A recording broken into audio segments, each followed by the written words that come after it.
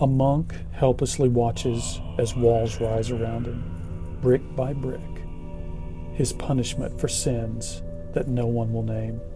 He begs for one night of mercy, one night to prove his worth.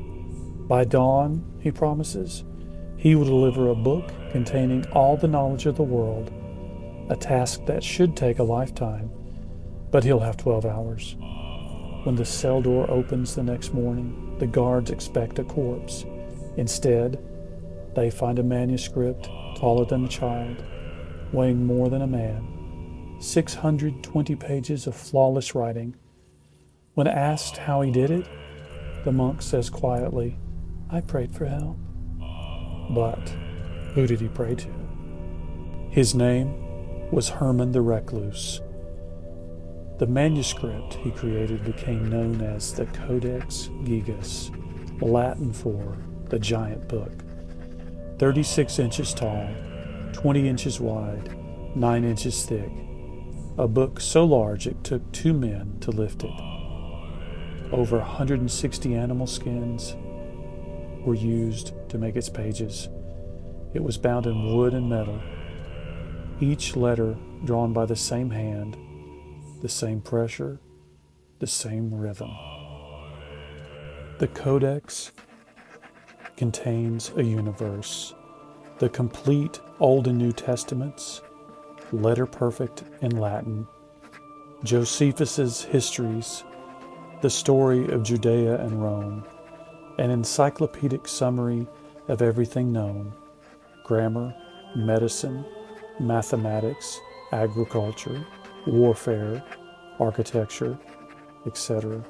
And then pages that turn dark, rituals, spells, invocations, formulas to bind spirits, instructions to identify the possessed, an entire manual for spiritual warfare. Turn to page 577, and the Codex stares back. A full-page portrait of a horned creature with green skin, clawed hands, and a forked tongue, trapped between 2 towers. Across from it, a painting of heaven, shining walls, golden spires, good versus evil, page versus page. The Codex even bears Herman's signature, but not his explanations. Right after the section on exorcisms, 10 leaves were cut out, carefully removed from the book centuries ago. Some say the pages that were removed listed rites far too dangerous to survive the bonfires. Others whisper that they held names, dates, places, and rituals you wouldn't want in the wrong hands. Whatever they contained, someone with a steady knife decided the world should not read them ever. Legends claim that Herman the monk finished it all in a single night with help from something infernal. But carbon dating tells a different story. 20 to 30 years of tireless work, likely by one man alone, and somehow the handwriting never changes, not once in 3 decades. That perfection and consistency is eerie, but it proves discipline, not damnation.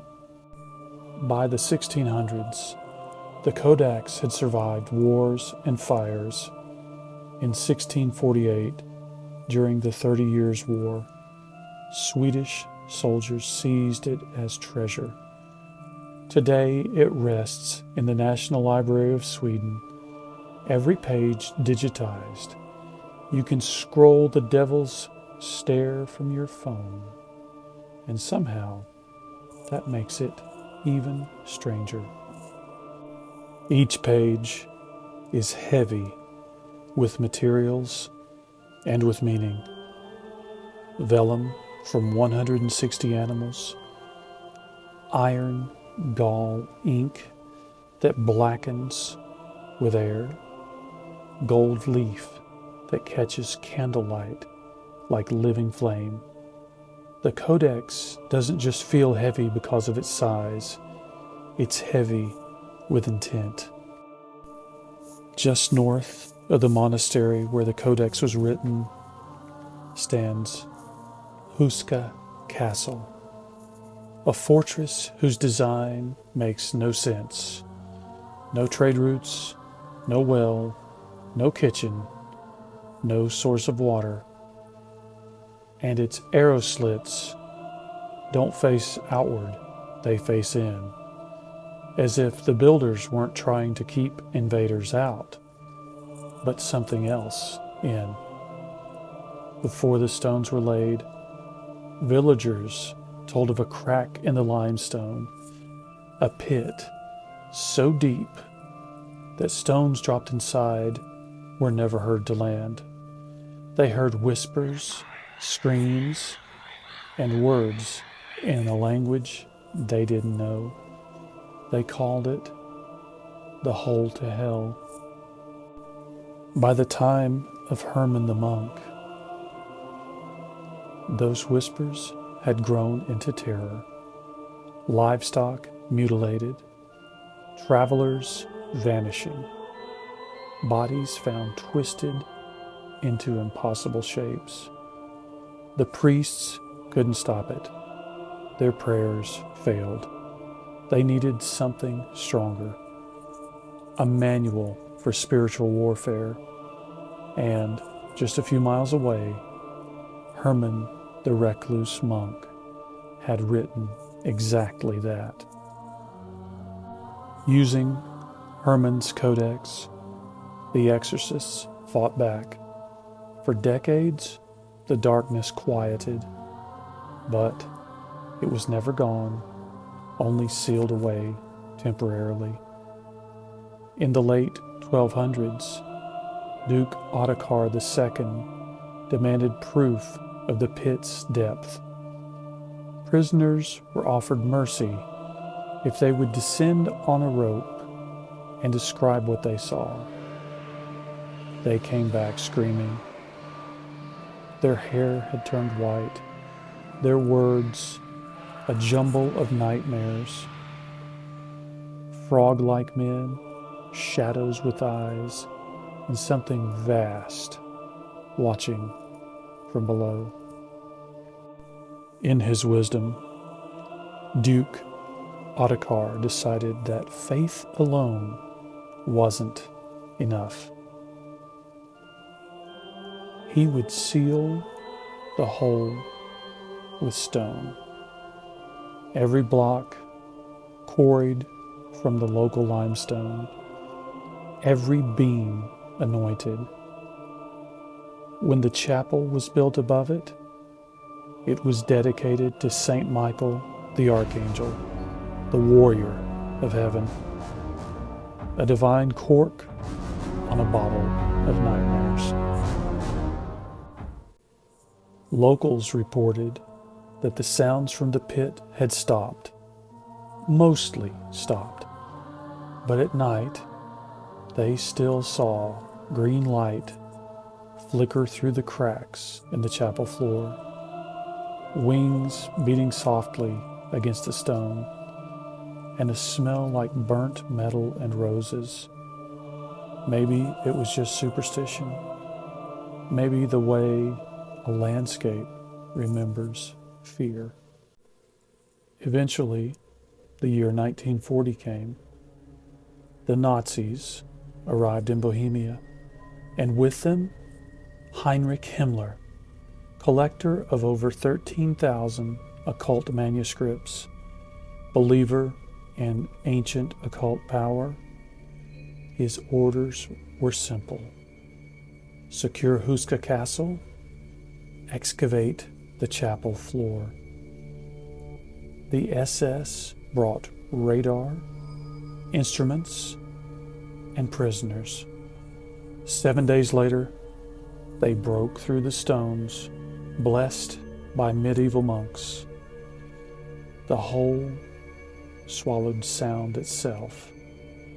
They lowered the first prisoner by harness. At 200 feet, he began screaming. When they pulled him up, his hair was white. His eyes were completely wild. He whispered, "They're fading. So many teeth." Then he died of heart failure. Other prisoners soon followed. One came up speaking a language no one recognized. Another clawed out his own eyes, saying seeing was worse than blindness. 3 prisoners never returned at all. Over weeks, the soldiers stopped sleeping. The air itself seemed alive, whispering, moving. Even the skeptic Officer Mendel swore he felt his name hissed from the dark. Near the end of the war, when Berlin fell in 1945, new orders came. Destroy everything! The SS filled the pit with concrete, welded a titanium plate over it, and seeded the grounds with landmines. 80 years later, they're still there. Locals say it's far too dangerous to dig, but danger may not be the only reason that the locals avoid the area. So, what's proven?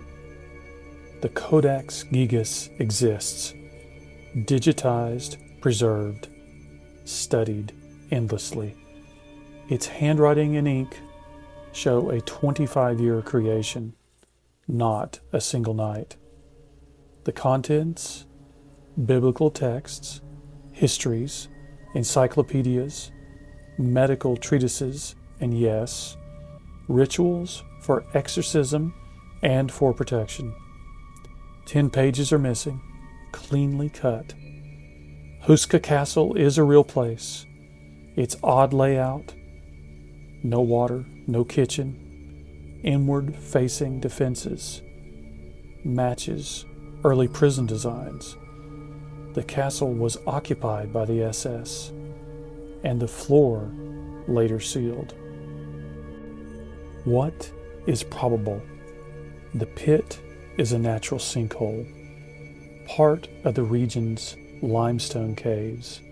Its bottomless legend survives because no one has reopened it. What's legend? A monk writing a 65-pound manuscript in one night. Prisoners with hair turned gray by hellfire. Nazi occult rituals in the chapel's dark. Yet, stories persist because they answer fear. In a world of plague and famine, the Codex told people that evil could be named and fought. In a world at war, a chapel floor reminded them evil could be sealed. Maybe the pit below Houska Castle is just stone. Maybe it's something else. But both the Devil's Bible and the castle built to hold back hell share one truth. They are monuments to courage in the face of darkness. The Codex isn't a pact, it's a prayer. And the chapel above the pit isn't a warning, it's a seal of hope. Sometimes, hope is a book that took 30 winters to write. Sometimes, it's a single slab of consecrated stone.